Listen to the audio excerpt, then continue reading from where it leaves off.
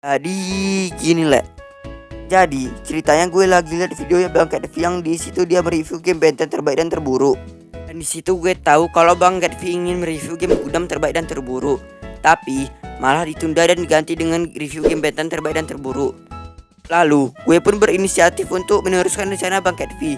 Lalu setelah gue minta izin, gue pun dibolehin untuk meneruskan rencana Bang Kedvi. Respect sih buat Bang Kedvi. Gue pun melakukan riset di tab komunitas Bang Kedvi. Lalu gue juga riset di Google dan menemukan kalau game Gundam terbaik adalah game Gundam vs Gundam Next Plus di PSP, dan yang terburuk adalah Gundam Battle Assault 3 di PS2. Jadi bener gak sih itu game terbaik dan terburuk?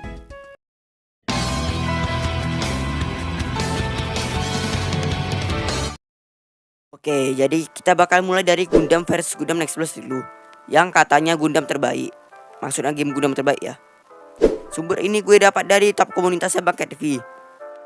Ya walau bisa aja sih ada game Gundam yang lebih bagus dari game ini, tapi karena HP gue yang kentang, gue pun memilih game Gundam vs Gundam yang ada di PSP.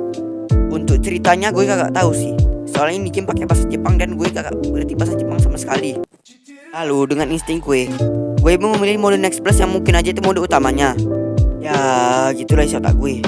Dan saat gue mau mulai misi pertamanya, gue dibeli 4 pilihan Gundam pertama untuk dimainkan, yang semuanya gue gak tahu nama-namanya kecuali Gundam RX-782 ini. Dan saat memulai misi, gue pun mencoba mempelajari kontrol-kontrol gamenya. Waktu awal gue main, gue terasa bosan dan heran karena musuh kagak nyerang sama sekali. Lalu setelah musuh terakhir datang, musuhnya pun mencoba mengalahkan gue. Lalu setelah gue mengalahkan musuh terakhir itu, misi pertama pun selesai.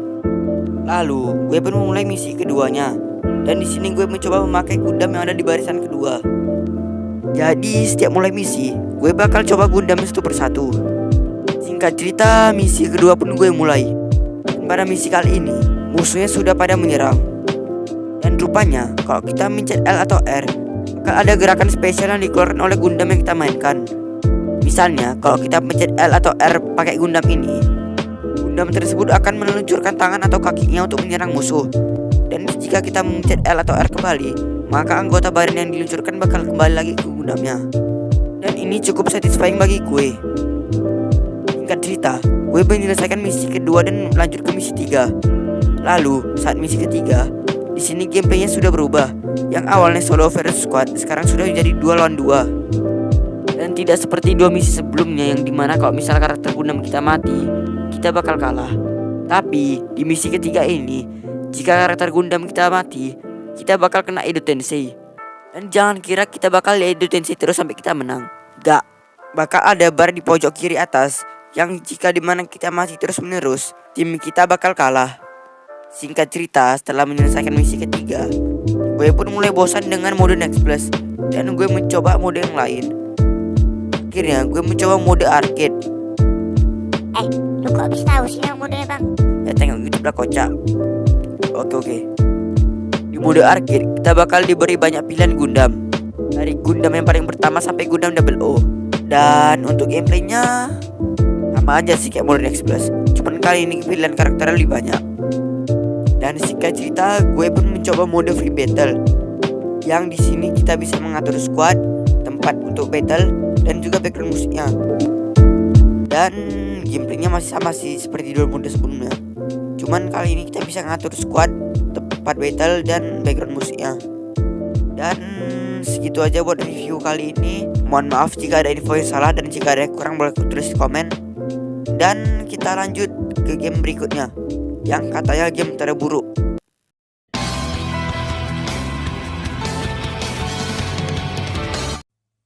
Jadi sebenarnya gue pengen bahas game Gundam Journey to Jaburo yang katanya game Gundam terburuk.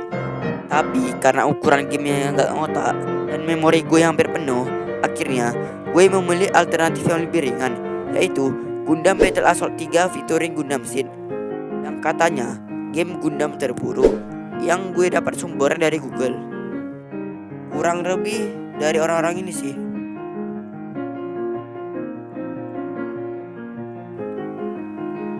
Saat gue mau main gamenya di emulator, gamenya malah frame drop parah, padahal gamenya cuma 500 MB. Gue pun coba cari settingan di YouTube, tapi tetap frame drop parah. Lalu akhirnya gue mencoba menilai gamenya dari YouTube. Dan setelah 22 menit gue nonton dari channel X Timeless Gaming, gue berani nyimpulin kalau game ini buruk, tapi gak buruk-buruk amat. Kalau ngomongin mekaniknya, jujur combatnya memang kaku. Dan game Gundam Battle Assault 1 dan 2 yang notabene game PS1 malah combatnya lebih smooth daripada game ini. Dan untuk tingkat detailnya, paling environmentnya aja yang bisa hancur. Dan selebihnya ya gitu-gitu aja terus. Kalau ngomongin CGI-nya ya biasa-biasa aja sih. Ya kayak game PS2 pada zaman itulah. Dan ya gitu aja sih buat pembahasan game Gundam yang kata game Gundam terburuk ini. Ya emang singkat sih pembahasannya. Cuman ya gimana lagi, HP gue aja ketar-ketir pas main game ini. Dan mungkin aja ada yang anggap gameplay dan mekaniknya udah bagus. Cuman ya selera masing-masing lah. Dan langsung aja untuk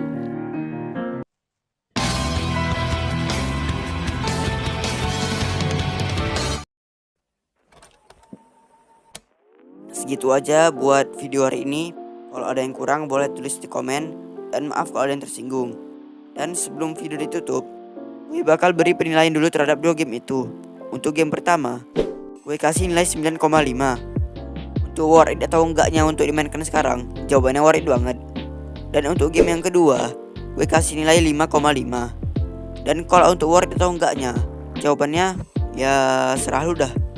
Soalnya gamenya ya gak bagus-bagus amat, gak jelek-jelek amat sih. Oke, gitu aja buat video hari ini. Jangan lupa subscribe and like. Dan bye-bye.